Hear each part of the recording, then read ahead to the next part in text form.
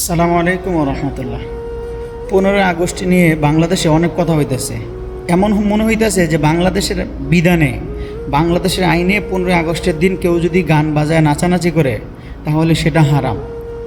আর 15 আগস্টের দিন গত 15 বছরে যে মানুষের থেকে চাঁদা উঠাইয়া, মানুষকে হুমকি দামকি দিয়া, মানুষের টাকা দিয়া গরু জবাই করে শেখ মুজিবের নামে বন্ডামি করা হয়েছে, এটা হারাম হয়নি।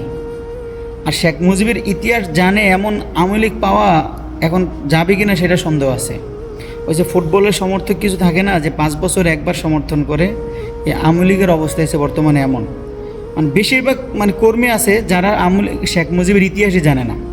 আর এমন একটা ভাবসাব যে মনে হয় শেখ মুজিব বাংলাদেশ স্বাধীন করছে। সে 9 মাস যে জেলে আসিল পাকিস্তানে, তখন সে কিসের জন্য জেলে ছিল এই ইতিহাস আমরা জানি, কারণ আমরা ইতিহাস পড়ছি। যারা পড়েন না ইতিহাস, প্রকৃতপক্ষে সঠিক ইতিহাস যারা জানেন না, তাদেরকে অনুরোধ করব যে শেখ মুজিবের ইতিহাস পড়বেন। আর শেখ মুজিব একা দেশ স্বাধীন করেনি। শেখ হাসিনা যে বলতো আমার দেশ, আমার বাপের দেশ, হ্যার বাপের দেশ, আর বাংলাদেশে 18 কোটি মানুষ হচ্ছে ভাড়াটিয়া। শেখ হাসিনায় খাওয়াইতো আমাদেরকে নাকি? এক গুয়েমি ভাবটা ছেড়ে দেন, কোনো দলমত বাদ দিয়ে চিন্তা করেন যেটা ন্যায় সেটা বলার, যেটা ন্যায় সেটা পোস্ট করার চিন্তা করেন। দেখতেছেন এটা ঠিক হইতেছে না, বুঝতেছেন এই কাজগুলো 16 বছরে সে ঠিক করেনি, এরপরও চাটুকারিগিরি করতেছে। চাটামি এখনও চাটামি ছাড়ার অভ্যাসটা এখনও যায়নি। এই যে জিয়াউর রহমান, তাজউদ্দিন, মাওলানা হামিদ খান ভাসানী, এরাও তো দেশের জন্য অনেক কিছু করছে, কোনো কোনো ক্ষেত্রে শেখ মুজিবের চেয়ে বেশি করছে। তারপরে ওনাদের কথা তো আপনারা কি বললেন না? তারা কি দেশের জন্য কিছু করেনি? শেখ মুজিব একা দেশ স্বাধীন করছে। 30 লক্ষ শহীদদের বিনিময়ে বাংলাদেশ স্বাধীন হয়েছে, সেই রক্ত শেখ মুজিব দিছে। ইতিহাস না জেনে আওয়ামী লীগ কেন করেন?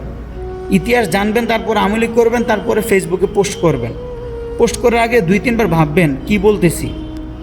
বাংলাদেশের মানুষ, 18 কোটি মানুষ যে রাস্তায় নেমে আসছে, এরা এমনি এমনি নেমে আসে নাই। এগুলা মাথার মধ্যে ঢুকায়, এরা এমনি এমনি রাস্তায় নেমে আসেনি।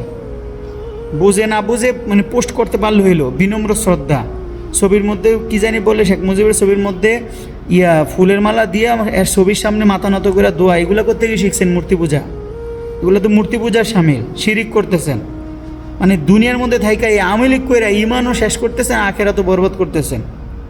ইতিহাস পড়বেন, এরপরে ফেসবুকে আওয়ামী লীগ সম্পর্কে কিছু বলবেন, না পড়ে আওয়ামী লীগ করেন কেন?